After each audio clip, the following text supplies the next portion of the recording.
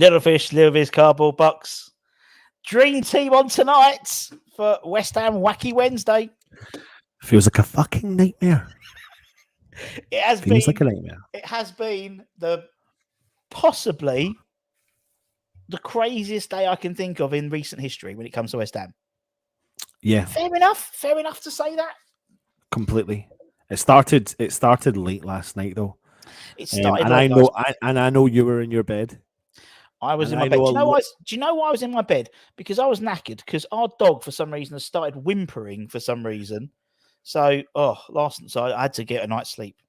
The reason why I am yawning is because last night, after I was chilling out with the missus in front of the telly, she went to bed, and I logged onto my little phone, and I seen a little comment from some reporter in Brazil saying something about Paqueta and Man City, and I thought, no. And then Fabrizio Romano said the word, there's concrete, and I was like, oh, and I thought, I've got to come on. Don't care what time it was. I think I came on at like midnight. Ridiculous, man. Ridiculous. And yeah, you're right. It's been a crazy day. Crazy 24 hours. I keep messaging you new things, and you're like, what? What now? What that? What's that? What? It's like literally, it seemed, and it's always when I'm fucking work or shopping.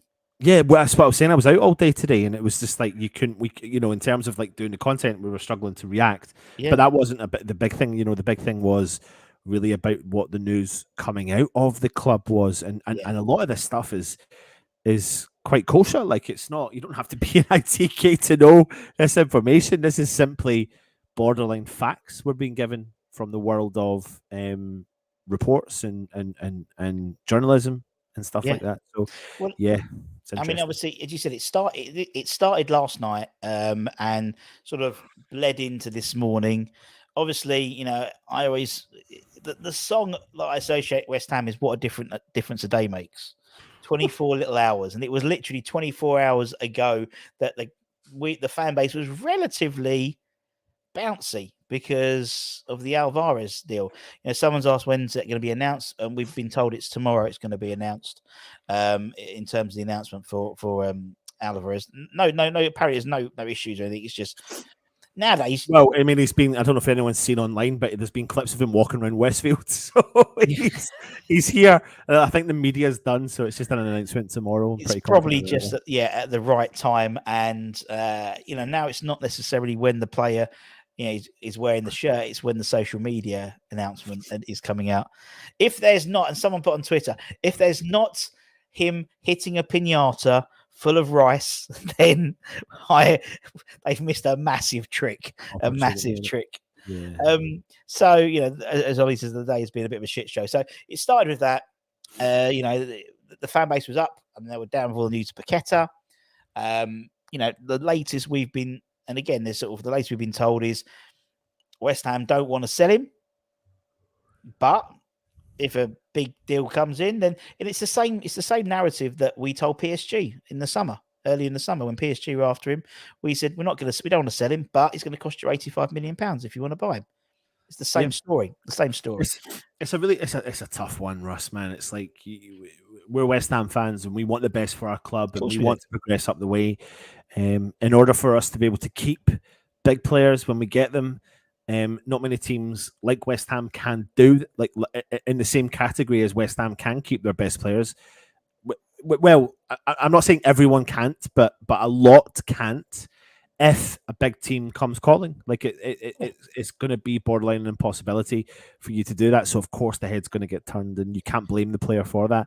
It's just what's pissing me off is the fact that we're in the situation where we cannot hold on to a player. We can, by this point in our life as a West Ham fan, especially under the current ownership, when they took over, when they did, you would have thought by now we'd be in a situation to be able to challenge, to be able to say, well, no, hold on a second, stay and believe in the project. But I've said this all along, like players like Paqueta and players like Skamaka and even Tilo Kira, all those kind of sorts of players, they don't owe anything to West Ham. No, there's no connection there, is there? No, there isn't. And do you know what? It's really highlighted to me. I seen a little clip with Roy Hodgson talking about. I said it last night in the Paqueta video. I don't know if you've seen it, Russ. Yeah. I think in the interview, but I've saw clips of it, and he's talking about, is it the goalkeeper that's refusing to train and refusing to play for them? And he said that, and he's, do you know what? I've got a lot of respect actually for Roy Hodgson, the way he talks, the way what he's done at Crystal Palace, considering a lot of Crystal Palace fans don't want him there, but what he's done for them, which is giving them a flamboyant style of football. But what he actually said was, these players sign contracts and don't realise that contracts, how long they're signing the contract for. But then what he actually said to contradict that was, a contract is it doesn't matter really anymore because it's in the player's favour, because the player can refuse to play, don't get paid, and if they're a wanted man, walk out and go and get another contract. Yeah. Like not walk out, but come to a mutual agreement with the club, and they're not any worse off. It's player power now. And you're totally right. And it's not even like a mark on his record, so to speak, because the next club want him, and actually the next club have said, right, you kick off, and they're probably, to be honest, if he goes to this other club or in terms of the goalkeeper, they'll probably reimburse him for the stuff in terms of a signing on fee for the missed wages. So it's not the clubs are doing each other over, and everyone is. It's dog eat dog well, but it really is. I totally agree. I mean, you look at the Cresswell situation. By all accounts, Gary O'Neill's going to Wolves. It looks like he's going to take friend of the channel, Robson, with him. Mark Robson, in terms of the under-23 coach. Again, people are going to say, "Oh, it's another coach leaving Moyes." It's a guy who's going to go back. He's going to go basically to become a Premier League assistant manager. It's a step up for him, and it is. But I think it just comes. It's just the timing. I think I said that to you in the comments when you were doing it. It's just the timing.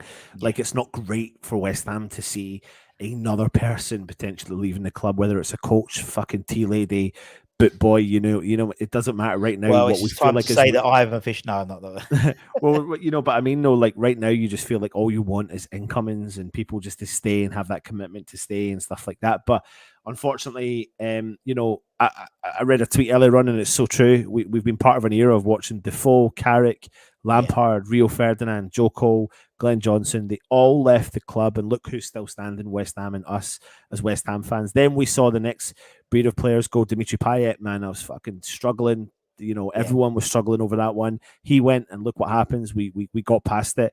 Declan Rice situation, he's gone. We don't know what's going to happen. And I think it just comes down to, for me, Russ, it just comes down to planning. I think I was a little bit drunk on lack of sleep last night, and I don't know if you watched parts of the show, but I brought up an analogy about owning a fish and chip shop. I don't know where I was going with it, but I do think I knew where I was going with it. But it's simple. Like if you don't plan, and that's it's clear to see that we haven't planned this properly, because you don't wait till the day before the Premier League starts, not West Ham are playing, but the day before the Premier League starts, to announce your first signing of the summer. No. In my opinion, I think I'm no football person, but in every walk of life, you need to have some form of plan, simple plan. Do you know what? You're totally right. I mean, he hasn't actually officially signed yet, but it's taken something like 56 days for our first signing, about 7.5 weeks since the transfer actually opened, the transfer window. And it seems so, from an outsider's perspective, it seems so rushed and haphazard. Now, it might not be the case. Maybe Moyes has had. We're not privy to information in terms of what's in the committee meetings. Maybe this was Moyes' list, and actually, by all accounts, Alvarez was found by Noble, and maybe he's always wanted JWP, always wanted Maguire, and actually, it's taken bricks to be moved, domino effects, other ways for this to happen. We just don't know. But for me, it's just there seems so much. As we said, we were reporting that they were looking for up to 6 signings in 25 in sort of 3 and a bit weeks. Yeah, we're in this, we're sort of even probably more worse in the situation than we were last year. We bought 9 players in, and about 2/3 of them never had a pre-season. The flip side is maybe say we get the three that we've been heavily linked with, and I'm sure everyone is aware of who of what's been linked. So as I said, we've got so let's just take that off. So this is obviously we've Alvarez, JWP. That's nice. This is just Wednesday. No, but this is just Wednesday. This is just one day. This is one day. That's what. And they're all pretty nailed on. Not well nailed on or realistic. Like they're kind of realistic options. Like they are realistically could happen. Like yeah. Fucking hell, you look at that. I know. And this is what happens in one day. So as I said, 9 o'clock. Or in the morning and stuff, they had all the Paqueta stuff, and that's obviously been dragging on. As I said, we currently are a situation where we've now discovered that he's got an £85 million release clause in his contract, which no one's told us about, which isn't coming active until next year. So where was that? Where was the discuss? There was no ICK information about that, and that's just been dropped in by Dharmesh. Thanks, Dharmesh. Then there's been, as I said, Gary O'Neill looks like he's taking the Wolves job. Looks like he's taking Mark Robson with him, and the 23 coach. Aaron Cresswell's, for some reason, they found some money behind the back of a sofa or something like that, and they're back in for him now. Obviously, Cresswell, we talk about player power. Cresswell hasn't been training for the last 2.5 weeks. Antonio, Wolves now looking at Antonio as well, or possibly Celtic are looking at him as well. And then, like this afternoon, a texture, it looks like it's part of JWP deal. Flynn Downs is going on loan to Southampton, or potentially could be sold to Southampton, as other news has been involved. And this is happening just today. We then have £30 million fee agreed from Man United for Maguire and £30 million from Southampton for James Ward-Prowse. Although I don't understand how that one happened, the James Ward-Prowse one, because we bid 30 million. And we walked away.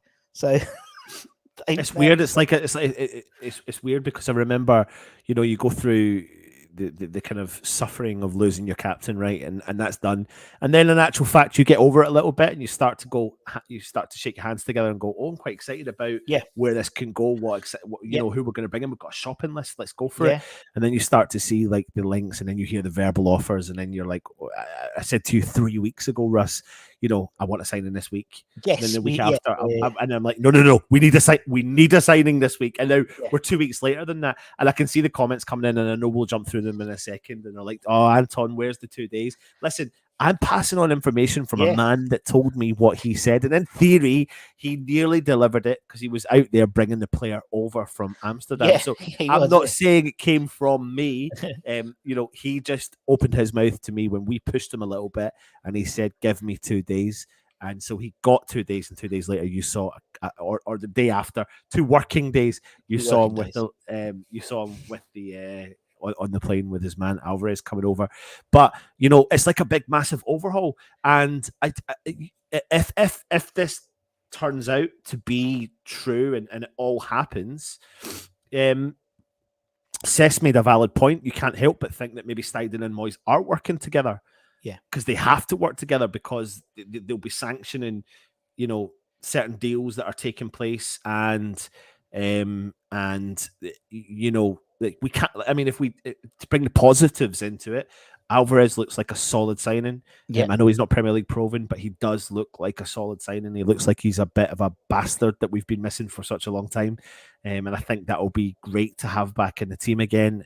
I think he's going to have, he's got a little bit of a cockiness, and I like it. He's got a little bit of he holds himself well, a Gerd style player, someone like that.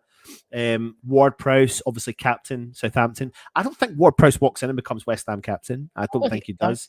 But I think he's a very good player and offers us absolutely different options in the middle of the park, 100%. And we all know he's a set piece specialist. And as much as people want to slag off Slabhead, as much as I have slagged off Slabhead, my slagging off of him probably comes from a place of propaganda.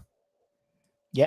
So what's propaganda to me in the world of social media? And then I fall for that trap for maybe a couple of days, and I'm like, oh, look at that picture, and then it's like, oh, Harry Maguire, like he steps out and the ball goes past them or whatever. Yeah. But there's only one player, I believe, in history that's been in the World Cup team of the tournament, Euros team of the tournament, and Premier League team of the tournament, and it's Harry Maguire. So you know, he's and again, I think I said on a video I done to the members, Pep Guardiola was chasing him. You know, all these teams have been chasing him, and Ten Hag is actually giving him a run of games as well. So three players that add real value. Yeah, like, I agree. I think, you know, as I said, I did a video like this morning about why I'd be happy if we signed Maguire, and actually a lot of it harpens down to, I think, lessons we've learned in terms of getting rid of people like Craig Dawson. I think we massively missed him, and I think, you know, you don't become the world's most expensive defender, and he still technically is, because based on you because on pound conversion, it was more expensive than what's his face, Josip, who's gone to Man City. So he's still technically the world's most expensive defender. You've got 57 caps under your belt. You can't be shit. No. You know, and we do miss leadership. We did miss experience with him, who should not be named the former captain. That was 250 odd games in Premier League games. Cresswell, 300 and something games. So you're losing 500, you know, games in terms of the Premier League experience. And even if you bring in Alvarez hasn't got Premier League experience. I think Harry Maguire comes in. I think last year we were leaking goals, where the previous 2 years our football was based on a really strong defense and nicking the odd goal, usually from a set piece. We're going a bit back to type with this now. I think it's not going to be exciting football. We know it's not. I think it depends. It probably on that, though. It depends on who else comes in. True. I know. I do think, because also, you know, I don't know. Actually, Paqueta fucking changes the whole thing dynamics. But if Paqueta goes out the door, West Ham will replace him. Yeah. They have to replace him. And that's, I said today, I was kind of joking, but not joking, because you have some financial power there. And we've had dealings, you know, and I mentioned Ebrichietzi, and I said that he's a player I've always wanted at West Ham. Through the middle, he'd be fucking frightening for our club. I think he's got such a bright future. And I'd love for West Ham to go in and just, if Paqueta goes, tempt Crystal Palace with a big offer to bring, and there you go. There's a big tick box: Premier League experience, young English player, who knows the Premier League, and I think that would be the difference between. And someone's just wrote there, replace him with McTominay. You watch from Mandy. Like, if you replace Paqueta with McTominay, then fucking hell, we're just going to sit back all year. But we, you know, if we had the audacity to go out and actually go Ebrichietzi and Conor Gallagher. Like, I would be really. That's the only way I would accept it. And I know people are there saying about Fatty from Barcelona. I'm not fucking interested in Fatty from Barcelona. I'm not being horrible to the guy. It doesn't bother me. I think he's too lightweight. For Premier League. I think for me, I think it's definitely if the Paqueta deal goes through, in essence, we've had 190 million, Scarmacker 27, about 230 million pounds. Roughly. We say we spent 95 on these three here. So you still got the best part of 150 million quid to spend. Now, realistically, it's that whoever replaces that Paqueta. Now we know and actually in terms of replacements for him, if he goes, we know, according to that transfer room advert, they were looking for number 10, an attacking midfielder, defensive midfielder, a left wing, centre back, and I think it was a left back as well. So 7 players. So it included a number 10. So that to me assumes that there will be if a replacement comes in, it would be a Paqueta replacement. Now, the interesting fact also is they earmarked in the advert, every position would have they're looking about 20 million on each sort of person coming in. So, you know, to me, it looks like, from an outsider's perspective going in, that what Steiden's doing is trying to recreate what he did at Leverkusen. You go for the Leverkusen side, they're all good players, I wouldn't say any of them are particularly like one. They're not one man team. They're a team of very good. They're all very good players, and they could all, say. I mean, the centre back three at Tar. They had Tapsoba came in. You've got Pierre Hincapié. Obviously, they've sold Diaby, and that's what I think eventually is going to happen to West Ham. Look at Brighton. Brighton didn't have any superstars. They had players who were very, very good, but they bring in players to fit the system, and I think that's the idea going forward. I don't think we're going to go out and buy. This is, I'm not assuming we are, but we would never go and put a bid in for, I don't know, someone very, very good, someone very, very good. We wouldn't do that. I don't think we would do that. I know there's so many comments in, but again, bringing it up, how the fuck is this next level? I completely agree with you, Tasman. Yeah. Like, it's not great. It's not for good reading. I mean, listen, it's easy for us, it's easy for us to sit here and run this YouTube channel and think we're borderline experts, etc. But obviously we're not, because we're not in the game professionally. We're not, we're not paid the millions that these people are. So there must be some method in the madness, unless it is absolutely mental behind the scenes, like unless it's absolutely like up shit creek and everyone's going absolutely like Pete Tong wrong and all that sort of stuff, But Mark Noble's still there, he lives and breathes the club. He understands what it's like to be West Ham, and I just think there's an element of, but people also have to understand that if I'll bring this analogy back into you, if you're not a boyhood West Ham fan, and you have been brought into the club, like Paqueta has. And you've had one season, and then the champions of Europe, questionably the best team in the world, under the best coach in the world, come calling and saying, "We want you." We've seen players who are boyhood fans of their club playing for their club leave that club, i.e. Jack Grealish, i.e. Calvin Phillips, just to name two players. They loved Leeds, they loved Aston Villa, and they left the club. So when they come knocking, there's only a couple of clubs in the world that can do it. I think Real Madrid are one. I think possibly Barcelona are another. And I think Man City right now in the current climate are also another. You knock that door for borderline nearly any player within your squad, and they're going to turn their head. So the best case scenario for West Ham is it's not ideal, but we need to get as much money as we possibly can and have a plan for the future. Again, yes, I agree with comments by people saying, "Well, we should be fighting a relegation battle." Well, no, we shouldn't. We shouldn't be fighting it. I generally don't think we are going to this year. Yeah, but we did, and I think that's what we did last year. Yeah, we did last year, and I think last year the reason why we did it was Moyes tried to go out of his lane. It didn't work, in my opinion. He's, if you go back to he admitted it. He admitted it, and so he went back to playing the Moyes ball, and it worked. Now, it means that, you look at those three people we've brought in, or we hopefully will bring in by possibly even by the time we played the Bournemouth game. In all honesty, if we signed them before, JWP's been playing Championship football. Maguire's had a pre-season. Alvarez had a pre-season. They could all feature on Saturday. They probably won't, but they could all. Those are safe players. Moyes is playing it safe. He's playing it safe. He's got 1 year left in his contract. He knows that a poor start, he's out in his ear. He knows that. He's on his last thing. He's less than he's less than a year left in his contract. He knows in terms of being sacked, it would be a lot less to sack him than it would be to sack Tim Steindl. So for me, it's clear that he is going for safe, and that's why we get in these Premier League ready players where there's no need. We're not going to get. I mean, we talk about Paqueta. In all honesty, Ant wasn't didn't sort of hit a consistent bit until February. Really? I know. I think there was an element of,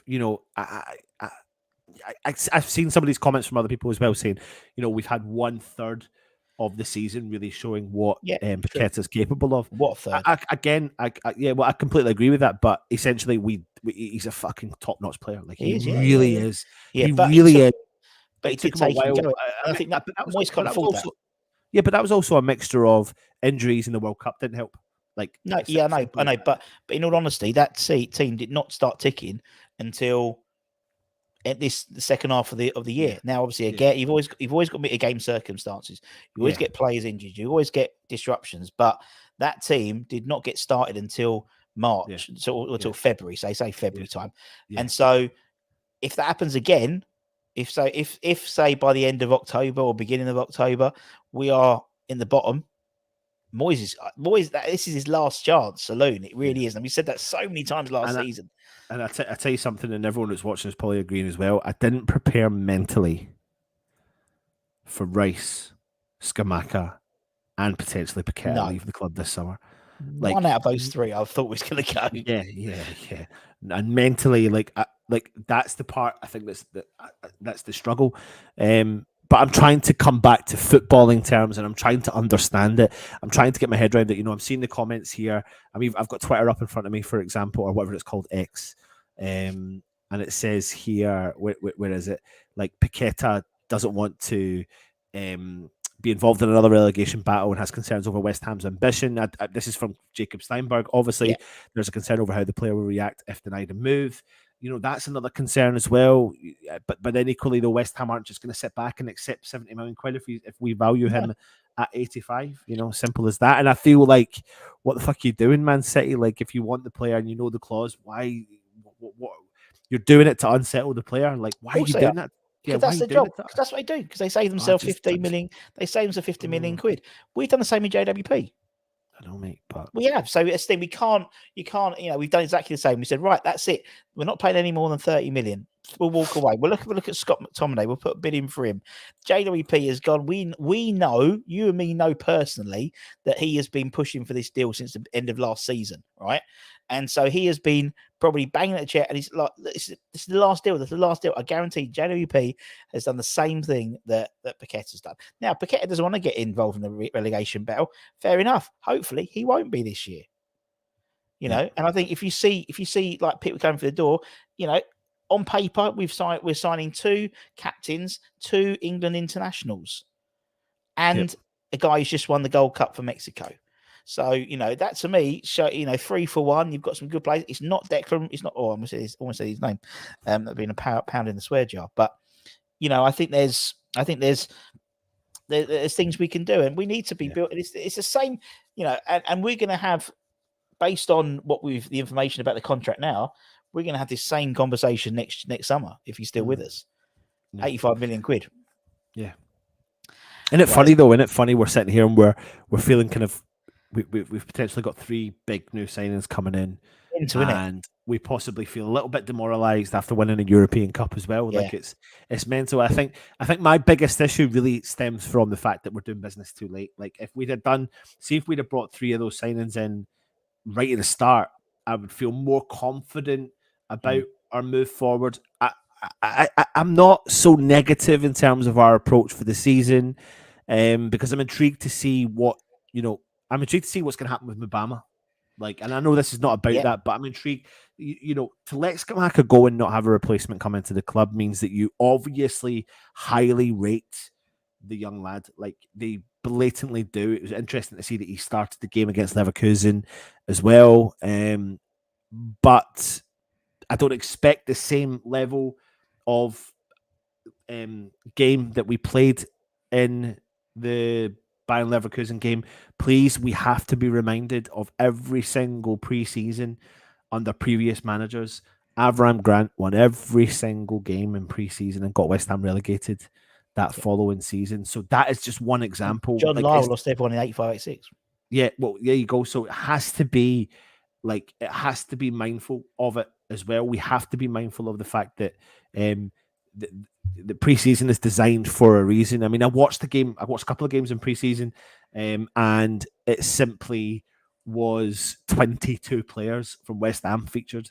So, I mean, come on. Like, you have to, and as part of that, and nobody has a clue what the starting 11 is going to look like, mate, on Saturday. Nobody. It's going to be, it's wild. Like, it's the first time in a long time. Like, I have no fucking idea. No, I was literally just doing a review show for a Bournemouth channel, and he goes, "What's the score going to be?" And I said, "Right, okay.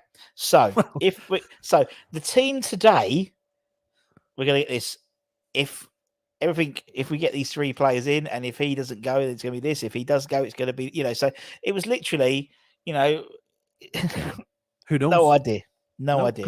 Because equally though, it's a guessing game. Like we don't know if Fabianski is going to start or Areola's going to start.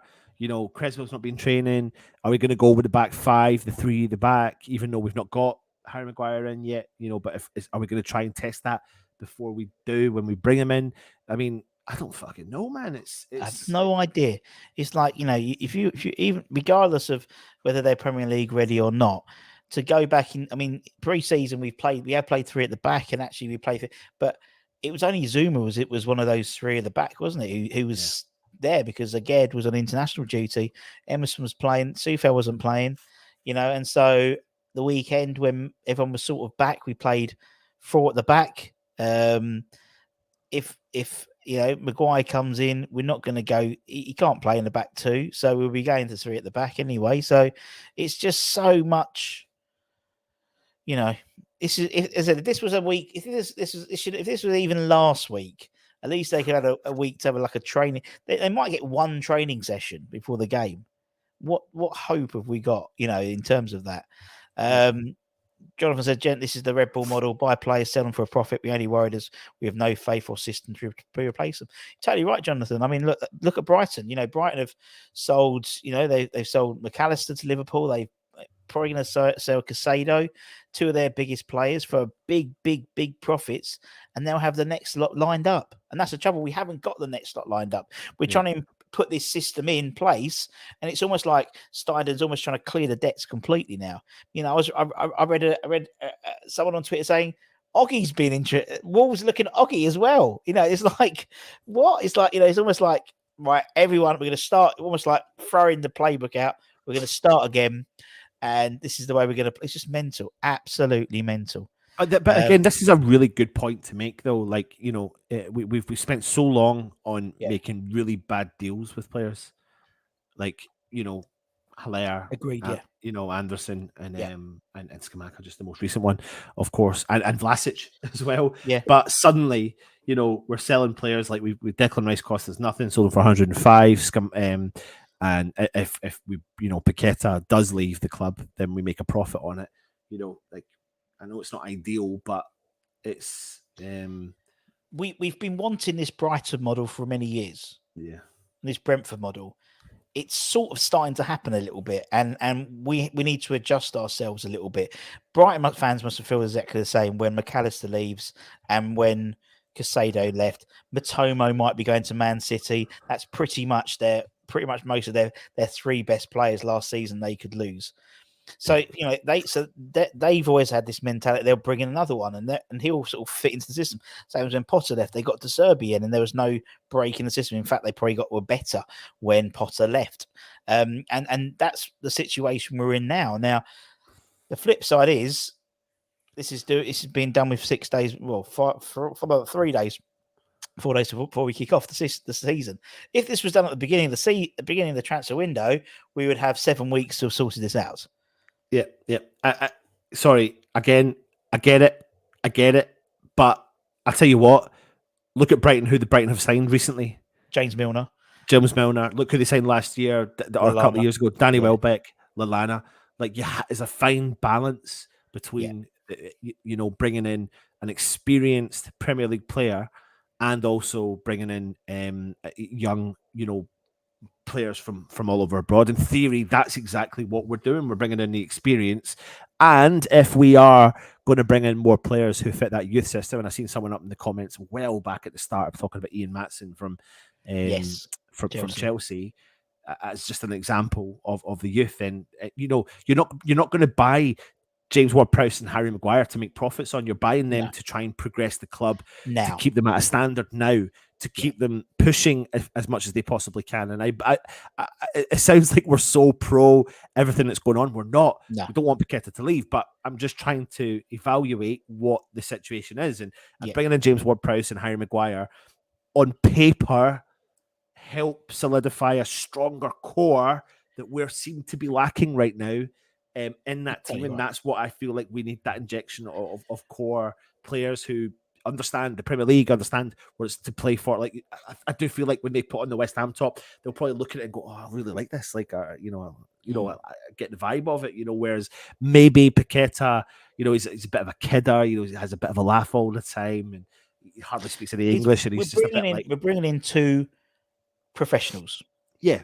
And actually, and it's all good trying to buy youth players and young players, but we've got to be an attractive side in terms of we need to be competing in Europe. We need to be competing in the Premier League. If we're scrabbling down the bottom of the league and say we come chasing this player from, I don't know, from Spieza or a random, Serie B side, and Chelsea are after him and Spurs are after him, we need to be able to compete. By look, we've been in the top 10. We won the Conference League. We're in Europa League again. We're going to be in Europa League next year, so be guaranteed Europe games.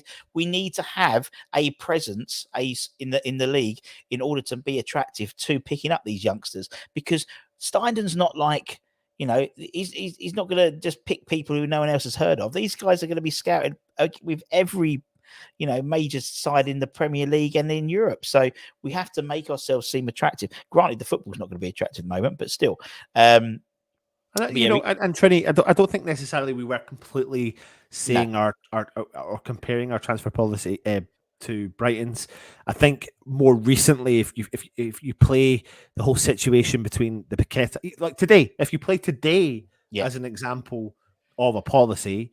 Apart from, if you bring in Alvarez, that's a Brighton-style player. You look at the player they've agreed with Ajax. And then, James, like I said, James Milner, like Premier League experience. He's completely on the wrong side of 30. Like he's coming to the tail end of his career, but he's still going to do a job for them.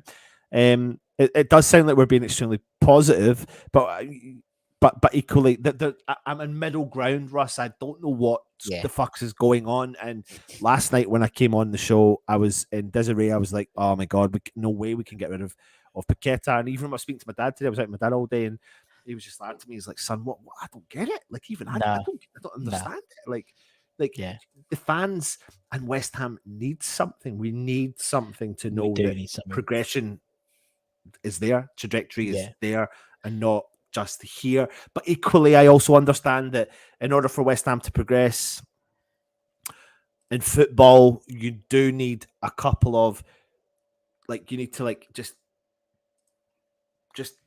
it's a slow burner, but we're also and also Russ, listen, the owners we've got, we're never going to push the level we our heads tell us where we belong.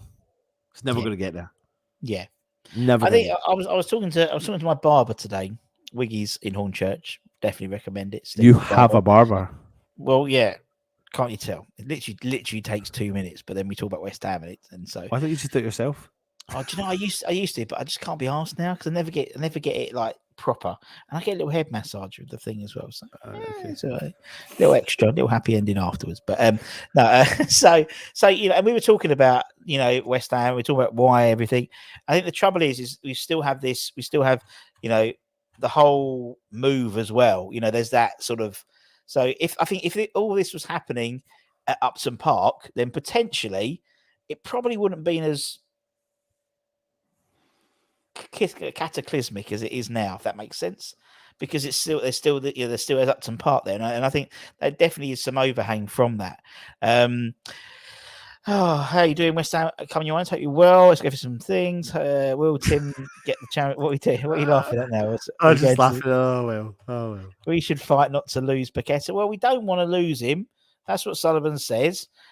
To be honest, the rhetoric of Sullivan this year with Paqueta is the same as the rhetoric he had for Declan Rice last transfer window, last summer. He said, Rice is a captain, he's our captain, we're going to keep him, we're going to try everything to keep him, we've offered him new contracts. And then this year, it's like, right, he's going. I think, personally, and again, this will probably change in 24 hours, I don't think Paqueta's going.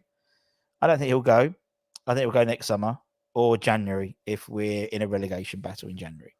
But by then, we could have a different manager who may play. I don't know, mate. I don't know. I'm a bit concerned. I mean, I'm 50% on what you've just said there, and I'm 50% on the fact he'll go. It's just, I think it just comes down to the fact of how much Man City want him now. You know, I'm just a bit concerned that they've maybe just. Where would he fit? Do you know what but it's like you look at it. It's like, mate. I think. I don't know where would you fit him? Would you play him in front of in De Bruyne? No. Would you play him in front of Jack Grealish? No. Would you play him? Obviously, he's not midfielder. Like Rodri? No. Would you play? They just put Kovacic. Would you buy him? No. I think Kovacic is a better player in terms of that midfield. As I was talking to this Bournemouth guy, but at West Ham, he's got a bit of a free role. He wouldn't get that at City. You just said that about Kovacic. Yeah, but you said that about Kovacic. You went, no one's got that really at City. Really, like well, a couple of them do, but they don't. They've got a role to play, and I think he's too much of a loose spirit. Do you know what I mean? I just think he sort of does what he wants at West Ham. He really does. It doesn't matter though. We're saying that because his head turns. Like it's simple. Well, of course, and I think we expect that for players like Paqueta. If it's me and you playing for West Ham and wearing $100,000 a week, we would like to think that we wouldn't leave. But again, it comes back to that whole situation when you talk about Jack Grealish and Calvin Phillips, like they fucking left. Yeah, they left their boyhood clubs. Like money and Chris Locke says it. Money talks. And do you know what though? I still think they're going to come back in with a deal which includes Calvin Phillips, and Moyes will say yes. Because in terms of JWP, he's somebody who's wanted, and Phillips is always something always someone he's wanted. We don't want it. We don't want that deal because Phillips is injury prone. Phillips is a good player, but he's never fit. But Moyes loves a waif and stray. He loves a waif and stray. Yeah. God, there's loads of comments. I'm trying to go through some of them. Skamaka can put in. Skamaka scored today, I think, didn't he? He did, yeah. It was like I've seen the clip of it. It's a friendly, and it looks like it's like a training ground friendly. But he did score. Yeah. He scored. He played and he scored. And he's going to be fighting. He's going to love life back in Italy. Like he does look genuinely really happy. Like he looks like he's gone. Look at the weather. I'm going to go for a glass of wine. At home. Exactly. Yeah, what we got instead he's thinking, I don't want to go to Westfields and have a Burger King. Exactly, where Alvarez is now. There's no Burger King at Westfield. There actually isn't. I noticed that the other day. That's why he's been looking for it for ages. There's not even one there. Yeah. How was your lunch? It was very nice. Leather Lane. Because I jumped on at lunchtime because I had to get it out of my system. Do you know what I mean? It's like never did it before, but it was quite fun. Of course you did. Set piece. Someone actually. Yeah, I know. You need to see some of the memes that Luke creates. Luke, he was in the chat earlier. I don't know if he's still in there. He does the Instagram page and he does other stuff and he comes on the channel, but he creates great memes. And he's, I don't know if he done it or someone else done it. It said the cat's delivering the ball in for the big cat that's jumping in with the heads. It's JWP onto Maguire's head. I mean, I'm looking at one now. It's like it's Manchester United, 178 days to go. The 3rd of February, you've got James Ward-Prowse in the corner. Harry Maguire steps up over everyone, smashes it in, rolls onto the corner flag on his knees. Like... But the thing is now, with the whole, every signing now, I look at it through Craig Dawson eyes. Every sign that comes in, I don't write them off now because you just don't know. No, you don't know. And that's why I said in the show in the morning, with Maguire, you've got an experienced defender who would go in, play with a side who play a deep back line, not a high back line like Man United. Granted, that's not the way we want to play. We want to be on the front foot. But we know that's not how they're going to play. So in terms of the Moyes system, it does fit. And I think he would be a colossus. I really think he would be. All right, Tel, hope you're well, mate. Hope your boy's doing well. Yeah. I'm worried about losing our 3 opening games. What then? All plans go out the window. But to be honest, though, like I'm worried about that. But equally, though, we could be completely surprised. How many seasons have we signed exciting players, and even under any manager in the past, manager, and then we've started off the season crap, and then we've not expected a good season, and then we get a good season. We just don't know because we don't know what style. We honestly do not know what style of play we're going to play. We don't know who's going to start. We don't know what goalkeeper's going to play. We know what style we're going to play, though. We do. Well, I don't really know, mate. If I'm being honest, we're going to play back to basics, back to Moyes ball basics. Well, who's going to fucking play to do that? You're going to literally need to play Flynn Downs, but he needs to be at the club to do that, and he's not going to be here. Tommy Souček, right? Yeah, but that's fine. So Tommy Souček's going to be the only one, not Flynn Downs. No. But Alvarez comes in. Yeah. He'll be playing. And then you'll be playing. Paqueta? And then if Paqueta's there, he'll still be playing. And then you'll have Ben Rama, you'll have Bowen, and you'll have probably That's Danny quite Ings up exciting. front.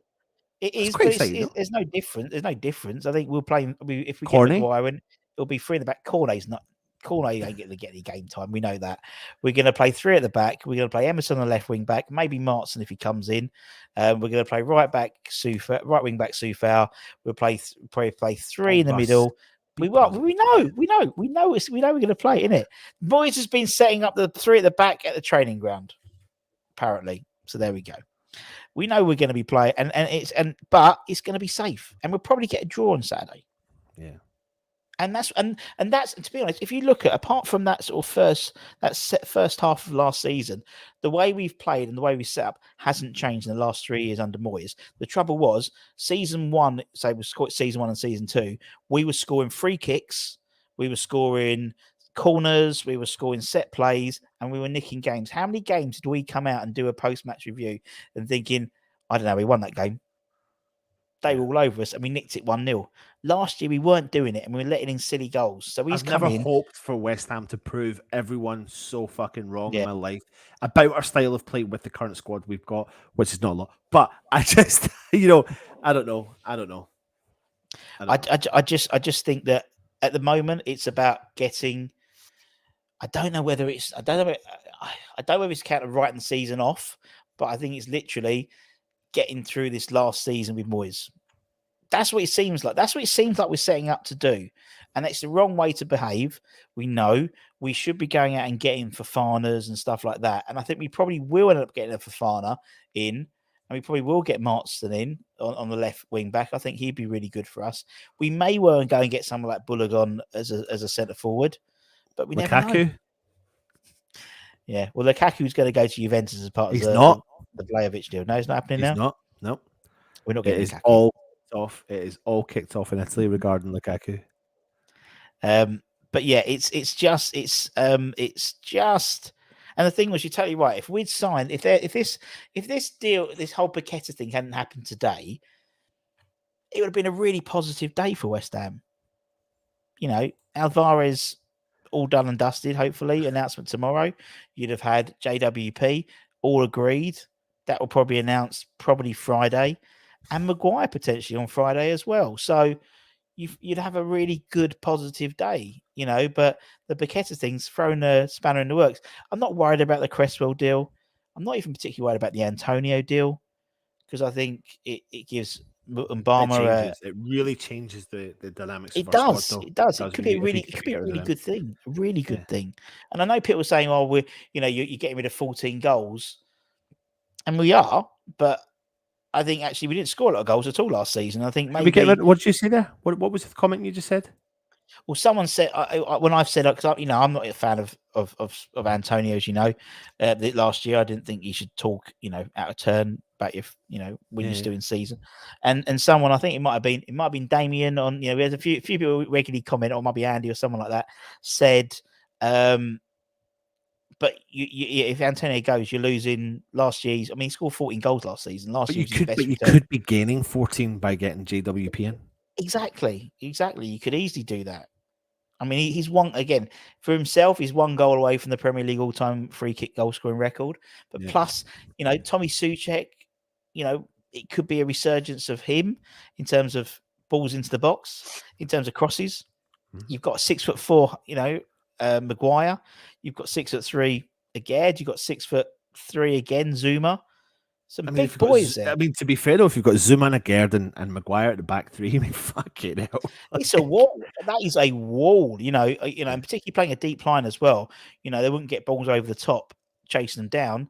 And in the same way that Dawson played well in the back 3 and played well. He wasn't blessed with pace, neither was Maguire, but I don't think of many situations where he got done for pace or done because he's a wily professional. But then coming away from the fact that you're talking about those 3 centre halves, I am concerned then about the strength and depth, because if you do look at playing those 3 and one of them steps out of place or gets injured, etc., then you're relying on going back to the typical, Tilo Kehrer has to step in. Currently, Ben Johnson's still at the team, in the squad. You know, what happens again? Bona's not got the legs anymore, and then we're back to square one. Like, that's the other issue. That's why. But Russ, it comes down to the fact that, you know, I mean, if we calculate the money, 105 plus the 30 mil for Scamacca plus the 11 from Torino for Vlasic. I mean, we're on, I don't even know what the fuck we're on, 146 million. Then if you do sell Paqueta for 85, yeah. I don't even know what I just said there. What we're on? What we on now? You're pretty much right about 225. I think I worked out about 230. Yeah, 220, 230, maybe in 240. And we've spent, if we bring in what we've been quoted, 95 of that. Like, we kind of, you can like, within reason, a lot of players are within our reach, because we can, and we can. To lose Paqueta, if we lose Paqueta this season, so early in the start of the season, we can make things right by bringing in borderline like for like. And again, it goes back to that story about bringing in Ebri Chiesi. Like, there's no link. I'm not saying it, but that shows a statement of intent. There's a statement of intent, and you probably have to go in with a massive bid. You ain't gonna get him for 50 mil. Not from Moy as well. No, not from what. Yeah.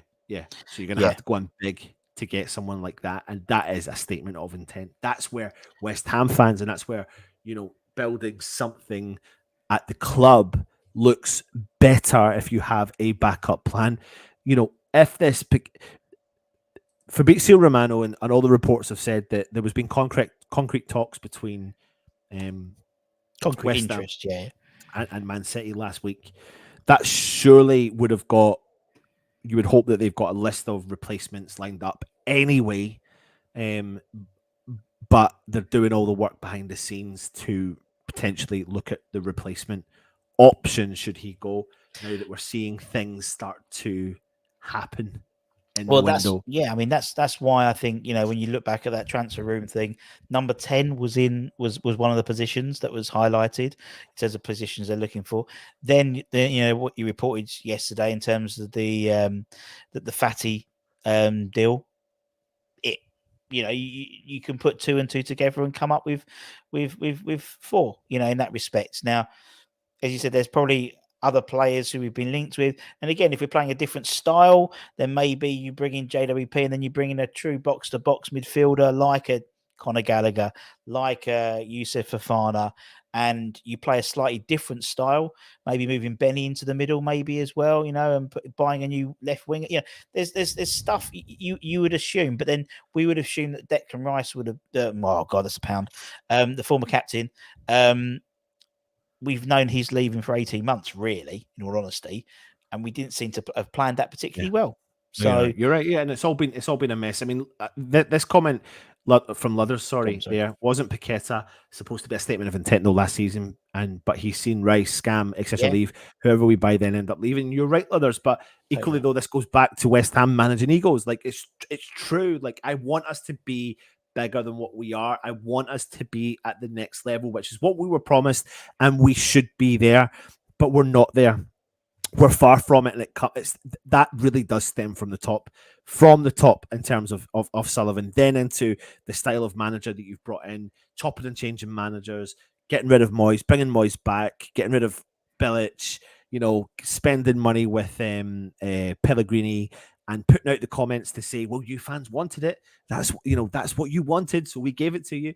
Like, there was no planning there. But then when you do bring players in, it's like, I remember when we brought in Javier Hernandez, one of the first things I said to someone else was, I was like, the minute he sits on the bench, he will be pissed off.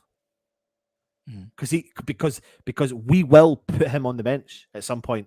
Because that's just the West Ham thing to do. This wasn't Moyes. This was other managers that were doing that. And the minute that Felipe Anderson will sit on the bench, it will fucking happen, man. They will not be happy. And we've got the long history of doing that at this club. So whatever happens, we need the shake-up. It's not dead wood, but we need the shake-up. So Antonio, Cresswell, thank you for your service. See you later in the nicest possible manner.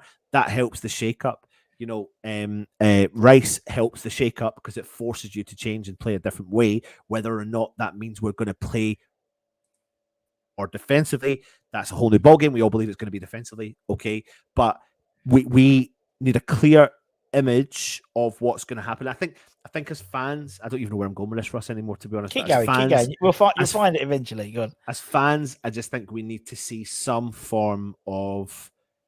You need to see the trajectory of where the club are going, what the mindset is. And like, if they are trying to do something that's different, we as fans just need a little nugget to tell us that that's exactly what's happening. So things are going to be okay.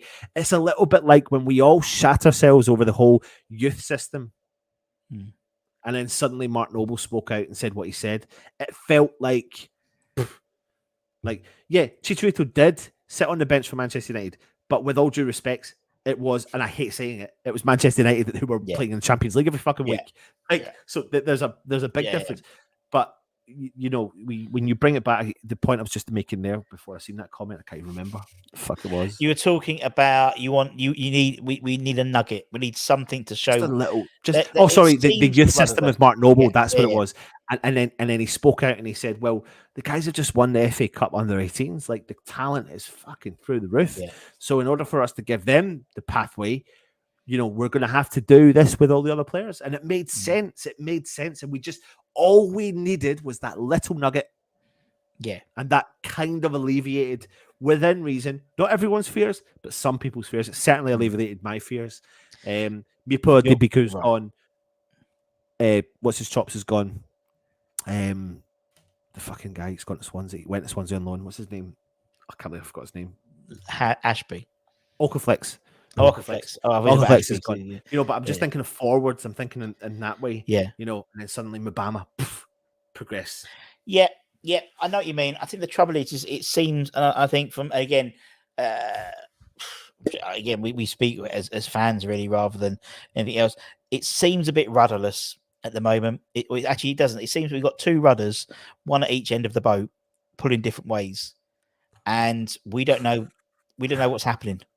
We don't know what's happening, and so that's the thing that's frustrating. If you shut yourself over the use of get down to your doctor's quick, yeah, but that's true. And I mean, the fact is that's true. Yeah, I should get down to the doctor's quick. You should do, definitely. But I mean, in terms of the youth system, there seems to be a sort of process in place where before there probably wasn't a process in place. With Mark taking that sort of head role, so to speak, in that. The fact is Freddie's gone out on loan. Heggy's gone out on loan. Schwei's gone out on loan. I think Callum Marshall's probably going to go out on loan, and that's the way you need it. And people say, "Oh, Moyes doesn't let youth." As I said, he does, but the trouble is the youth system is not set up, in my opinion, to get players straight away. They have to go out on loan. And Barmer's probably the only. He's physically ready. Callum Marshall isn't physically ready to play for the first team. Patrick Kelly isn't physically ready. These guys are good 18-year-old players who need a couple of seasons of hard football. Jermaine Defoe, I was doing the thing, the Bournemouth thing, and they were talking about ex-players who played for Bournemouth. Most of them were West Ham loan signings. Like you've got, Ferdinand, Defoe. These guys went to Bournemouth to cut their teeth before coming back into the first team. That's what we need. We need a nugget, but we've needed a nugget since he who should have been named the former captain has left. We needed something, and it's taken another 3-4 weeks until Alvarez has come in. I think we all felt that sort of nugget when the Borges deal was coming in. We was like, right, this is what we're doing. This makes sense. This is exciting. This is youth team football coming through. This is buying in young players and happening. And obviously that all fucked up. Well, just as you were talking there, something's just popped up now coming out from the Independent. Okay. And it's that West Ham have emerged as one of the main competitors for Folarin Balogun from Arsenal. That's one which I think we've been heavily linked with, and we have been linked with him for a while. I think they're just saying that we're becoming a serious contender. Contenders. An interesting one, though, isn't it? It's like, well, with that, I mean, Inter Milan were looking at him because of the whole West Ham, because of those Scamacca, and they pulled out of that. He's apparently looking at he likes the move to Inter Milan. He thinks that's a cool idea.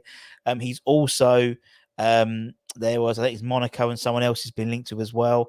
Good player, obviously played a fantastic season for Will Steele to Stade Rennes.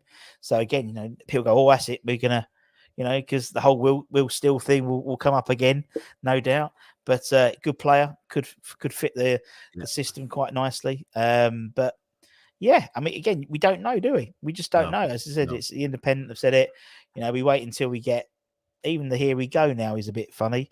It was the chief football writer who's made the comment. And apparently, just following on from Anton's thing, Monaco and West Ham are emerging as major competitors, as they are currently the only two clubs capable of meeting Arsenal's 40 million plus asking price. He's going to be, if he comes to us, they will make sure that we pay the absolute top whack for him because of all the Declan Rice stuff. Yeah, that's the trouble. Yeah, and also Jesus is injured, so it's like, well, would they leave themselves a bit flat? I don't know. I suppose Havertz could play there as well if they can get decent money for him potentially. I find it really interesting though because loads of clubs still doing mega business and looking at doing mega business. Literally, it does not feel like that does not feel like the Premier League is starting in 2 days because you're just tonight, for example, Chelsea have now officially bid for Romeo Lavia from Southampton. Official, it's in. They've made their £48 million bid, and they're trying to get either Moyes Caicedo and Tyler Adams over the line as well. I mean, clubs are just doing business so fucking late. It's really weird, but it seems it seems like there's been sort of a few really big signings, and there's been a lot which has taken all the summer to happen. So like City with Josip, that took pretty much the whole of the summer to happen. As you said, the Moses Caicedo, where's he going to go? We don't know yet whether he's going to go to. I mean, but then add Paqueta. Like, why now? Like, they do business early. They've always done business early. So why suddenly, 2 days before your fucking season starts, do you go right? Well, let's just make a bid. To me, he's not going to be the first team starter. In all honesty, you wouldn't buy someone if he was going to be, City know, they're very ruthless. They get rid of players they don't want. I think I've always thought he was going to be going in as a Bernardo Silva type player, but it looks like Silva's not leaving for Barcelona now. So that's why I think that could happen next year. But it does seem that they always have, they're so well thought out. It seems a bit haphazard for City. So I don't know if it's, again, we know that City have, they sort of threw their threw their hat in the Declan Rice thing last year in the summer. Probably didn't think they're going to really get him, but they just did it just to push the deal through. Never know. Maybe we don't know whose agents talk to each other. Maybe they want Paqueta to get a new deal, get more money or whatever, and they upset play, and that's what they do, isn't it?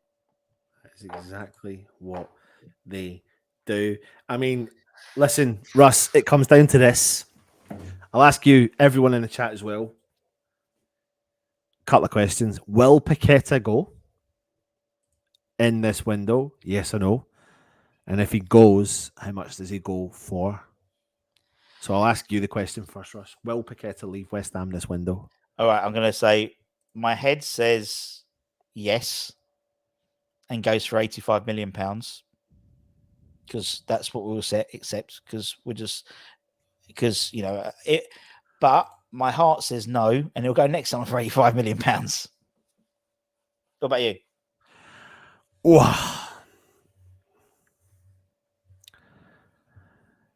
Paqueta will leave this summer.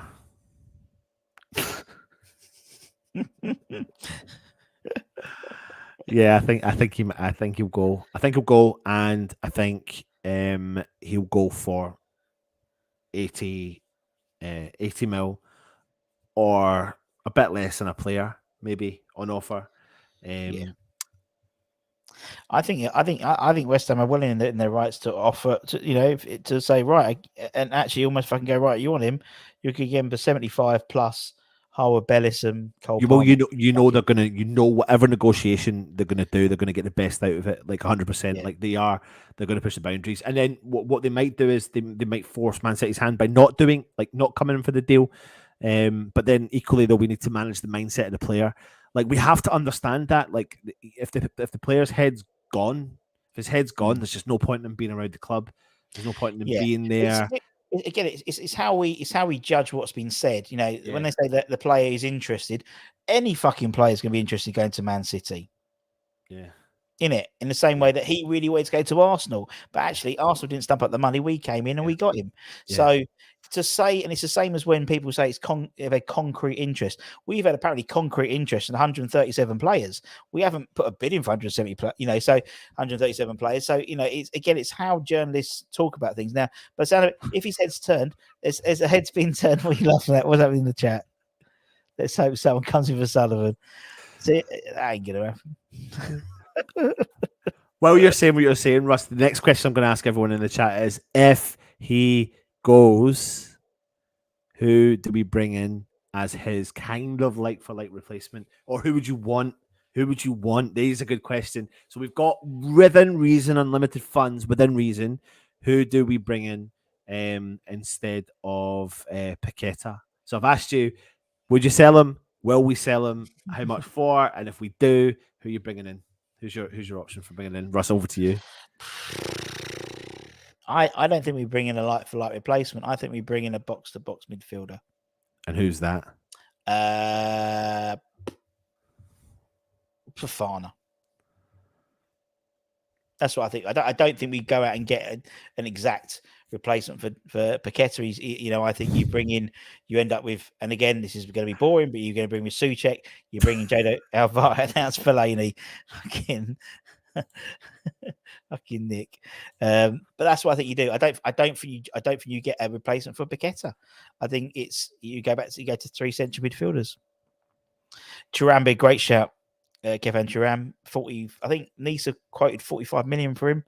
Good player. No, I'd love a nine. I mean, listen. If I tell you right now, right? If we did get Onana in, I would be buzzing about that one. Yeah. And I've just made this one up, but I've always loved him, and I've always thought he's a phenomenal player, and it's Ebrick like a fucking my days, man. If he had a West Ham, if he was one of West Ham, thought he'd be the first name on the back. Like, I think he's got such a bright future.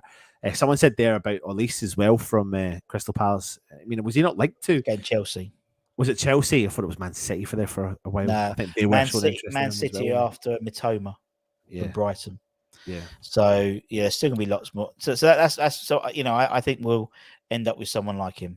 Yeah. Save the 85 million for the new manager. Well, the trouble is, if he's João Felix wore the wore the Ben Rama shirt in training, didn't he? So there we go. But he's off to looks like he's off to Saudi Arabia though, isn't he? Yeah, Alex Scott. Yeah, fair play. Could be really. There is no happy. There is no inside knowledge here. No, there is not. It's all coming from a place of trying to understand the deal, trying to understand where the player's head's at. I mean, you just build it all up. And for me, I think his head, naturally, without trying to find out from someone else, I think his head would be turned. He doesn't know anything to West Ham. He's not a West Ham boy. I don't doubt for a second he loves the club, but there's probably an element of a stepping stone. He's got the confidence in his ability, and a big club comes knocking, then you're going to go. And we said it from the start. Me and Russ said it from the start. There's only certain clubs in the world football right now that could knock the door on most players and turn their heads. And I do think Man City's one of them. I think Real Madrid's another one. I think Barcelona, maybe not Barcelona, but I think possibly Barcelona. I think Barcelona when they move back into the Camp Nou, because obviously they'll be playing in the Olympic Stadium for a few seasons now. But I think you're totally right. I think he has that football is a business, and I think sometimes we forget that as fans and players. If I offered you, Anton, to go to another club or go to another company and you're on 20% to 50% more money and you're guaranteed to hit your sales bonus every month, fuck it, you'd be there. You've got no loyalty to the company unless you own the company or it's your mates or something like that. You've got no loyalty to it. So as you said, it's when a club like City come calling. And I think if he should have named the former captain, if he had gone to Man City, we wouldn't have had this hatred towards him that we do have now. Yeah. And I think that's the same with Paqueta. I think if he goes to City, everyone will be like, fair enough. He probably did see West Ham as a stepping stone. Yeah. It's a bit of a random move thinking about from Lyon to West, for a Brazilian international player. And, you think maybe Liverpool or something like that would have probably had first dibs at him. I think we did well to get him. So think also like I think that's where I was going with my point earlier on that I couldn't remember. When we try and bring in this quality of player, someone said like if Paqueta come to the club, why is he not committed to staying longer? I think when West Ham bring in this type of player, like it was a bit of a coup getting Paqueta over the line, like it was, and we didn't really, you go by the rumors of what we thought Moyes wanted. Was he a Paqueta style of player? And he ended up not, he had to learn on the job about Paqueta's style of play. Essentially, though, but we have to realize that we probably are going to be a stepping stone for some of these players that we try and bring in. It's not nice to think that. It's not nice to think that, but if they play at the top level, listen, Russ, if we brought in a striker and he scores 20 goals next year, every club. And I think that's the trouble. You buy good players and they get linked. Bowen was linked this season. Paqueta's already been linked to Newcastle and PSG this summer already. And he's only played a year. Aged was being chatted. Napoli were looking at Aged, and we that's what, even if we do the Tim Steindl effect and we buy younger players, the whole purpose of what he does is to buy young players to sell them for a profit. So actually, it will be a bit of a selling club because you might buy in a player, you might buy a Yusuf Fofana, for example, they went up to 50 million for him. 3-4 years time, Man City might want to buy him for 80 million. And that's the way that system works. You look at what profit he's made. They made on Diaby. Sabo's probably going to go. In terms of Leverkusen, they seem to have, that's the model, and so I see him. I just see it being very, very similar. So, as I said, Brighton. We talk about the Brighton model. As I said, they've sold. They sold McAllister this summer. They're going to probably sell Casado. They're probably going to sell Matomo this summer. And they replace them with 3 younger players who they'll build up again in the same system, rinse and repeat. And unfortunately, unless you're in the top 4, that's what happens, isn't it? City comes calling, that's it. Fucks up our whole season, really, I think. Yeah. I'm just reading some stuff coming out there from Sean. He said Harry Maguire will receive a severance bonus from Man United to make up for his wage drop over the next 3 years. Yeah. West Ham likely to pay around £100,000 per week plus bonuses to keep within the current wage structure. 70 grand per week shortfall will cost just under £11 million over 3 years. One Manchester United source has suggested that West Ham will split this as part of the deal, meaning Maguire could receive a £5.5 million signing on bonus from West Ham, with Manchester United paying the other £5.5 million as the golden goodbye bonus from the £30 million transfer fee they get from West Ham. And I think also, we talk about, we talk about players not wanting to play for the club. Now, I don't know about Maguire, but Alvarez and JWP both want to play for West Ham. Yeah. They both want to play for West Ham. Alvarez cut his holiday short to get it sorted. Fucking Carlos Borges didn't, did he? And actually he signed for Ajax when he was on fucking holiday. Whereas, JWP, we know from our source that he's been wanting and pushing for the move to West Ham since the end of last season, when basically he's probably tapped up, to be honest, by then, about wanting to come to West Ham. So and he's open. He wants the West Ham move. He's desperate for it. So, yes, we might. Yeah, loyalty now is a thing lost in football. But when it does happen, we should, talk about it. And Alvarez again is very keen. He could easily have gone to Chelsea and various others. So it's going to be interesting. I think what we've heard is, someone made the point earlier on as well. Just so I put it up there about changing the agents. There must be something in that. It's Definitely. A bit odd. It's a bit odd. Scott Macker as well, didn't he? Yeah. It's a bit odd you do it so quickly, so soon after joining a new club. You would expect that although why would you really be having a lot of communication with your agents within reason? Not too much, but anyway, who knows? But essentially, the people who are reputable sources are saying that they've had conversations with them to say that he's interested, and why would he not? Why would he not be? Yeah, that's what I mean. It's like he's had a shit season at West Ham, albeit apart from the last 2 months where we've won a trophy and all that. The trophy was, that was a great night, and you had obviously the celebrations. As a player, he'll always have those memories. But until then, the football was really shit. We lost 20 games last season at home. In the Premier League. No player wants to lose more games than they win, and that's it. So of course, you want to go somewhere and win, where you're going to win pretty much guaranteed to win stuff at City. The football will, I think I generally agree with it. I think the football will be pony, and and I just think it's And again, we said this right at the beginning. I said this like at the beginning of the summer. Sullivan had 3 options. He had see you later, Mr. Moyes. He said, or he had here's a new contract, Mr. Moyes, or he had right, you got 1 year left on your deal, Mr. Moyes, and that was the worst option. He picked the worst option. And again, Nick's probably going to go into an apoplectic shock. But if Moyes was offered a new contract after winning the cup, I don't think you would have seen the types of signings we had coming in. I think you'd have seen maybe more progressive signings, because if he was going to be here for another 2-3 years, he would build on maybe what he tried to do the previous year. But now it's all about this season for him. All about this season. He doesn't want a relegation. I don't think we'll get relegated, but he doesn't want a poor season. He doesn't want to be sacked, because again, that's another blot on his career. He wants to walk out with his head held high with a first trophy in 43 years. Yep. 100%. Yeah. Okay. I do, and I oh, what's this here now? Something. Yeah. I completely no. I completely agree with that. I do think there's going to be release clauses all over the place when you bring in a quality player that we've done. So yeah, I do think that would happen.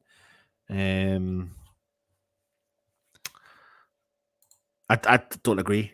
I think he is. I think he's just had an up and down injury.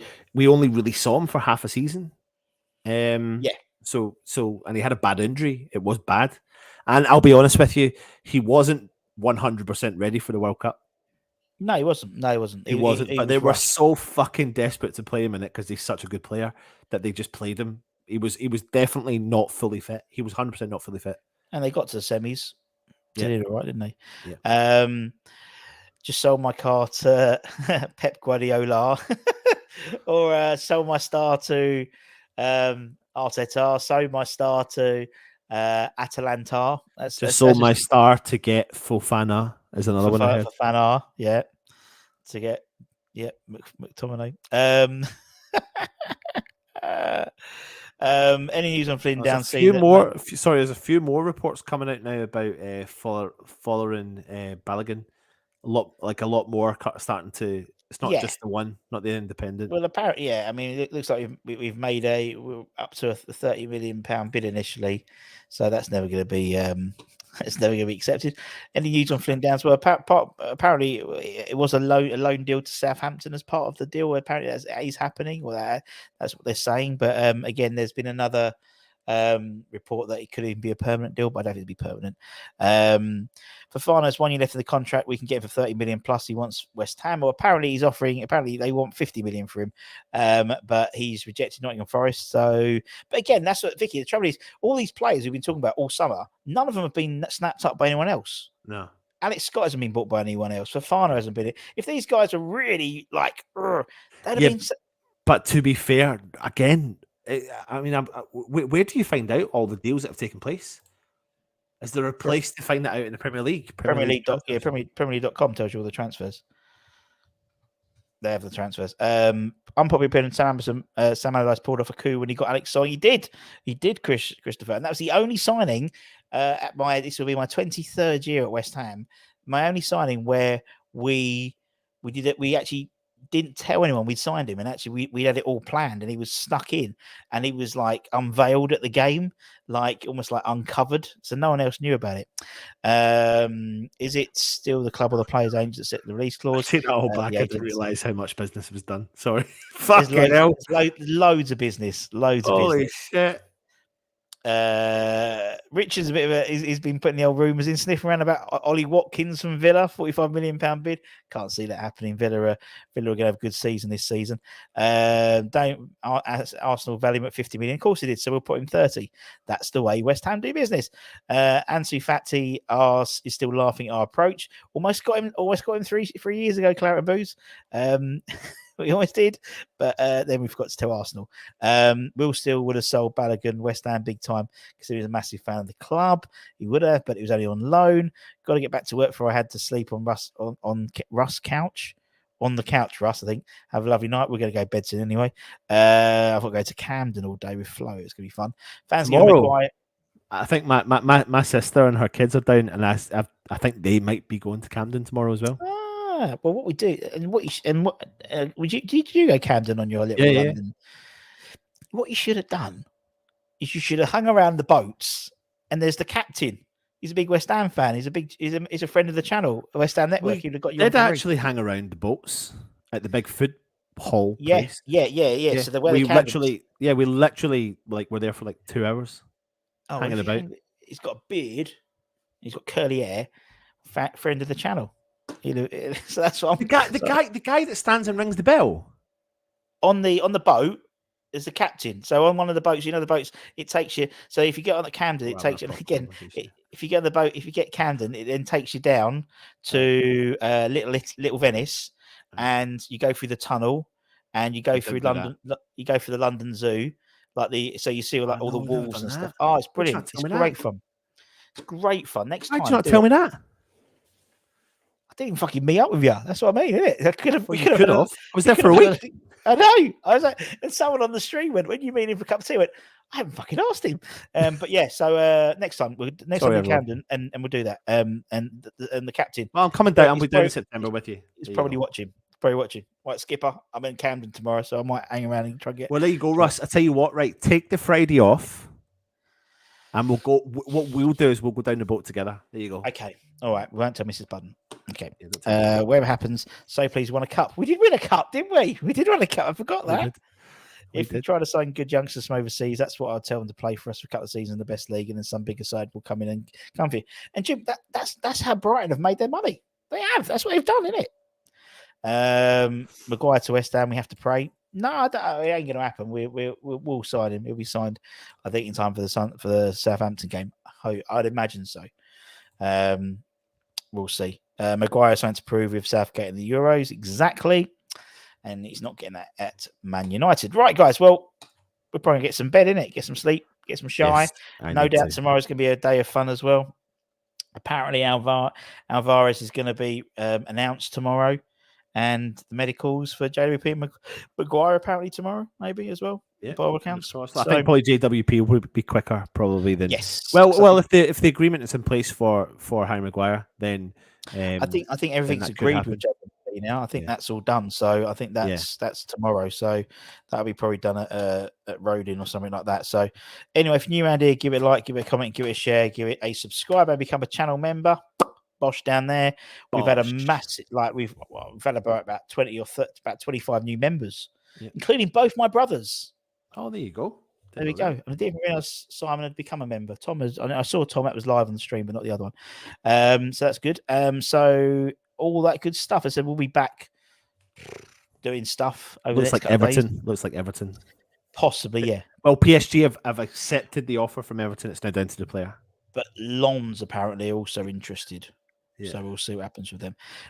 But yeah, give it a like, all that stuff. And we'll see you guys very, very soon, hopefully. Take care. Much love. Irons. Come rain or shine. Players come, players go, but we stay. The fan base stays. We always remember that. Much love. Bye-bye. Absolutely.